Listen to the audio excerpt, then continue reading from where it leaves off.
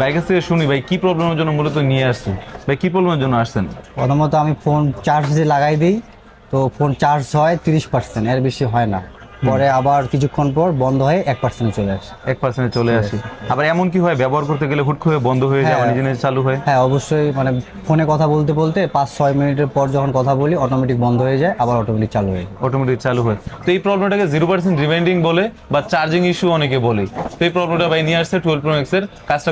Apple সিরিজের ডিভাইসগুলোর মধ্যে অন্যতম একটা প্রবলেম আজকে নিয়ে আসলাম, এটা হচ্ছে 0% রিমাইন্ডিং। আমরা যখন ফোন অনেক সময় হয় হুট করে ফোন আমরা চার্জে দিয়ে রাখি, তখন হচ্ছে 1% চার্জে এসে দাঁড়াই থাকে।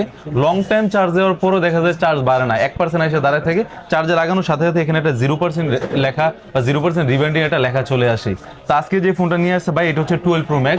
12 Pro Max এর প্রবলেমটা হচ্ছে 0% রিমাইন্ডিং। তো ভাই কাছ থেকে শুনি ভাই কি প্রবলেমের জন্য মূলত নিয়ে আসছেন, ভাই কি প্রবলেমের জন্য আসছেন? প্রথমত আমি ফোন চার্জে লাগাই দিই, তো ফোন চার্জ হয় 30%, এর বেশি হয় না।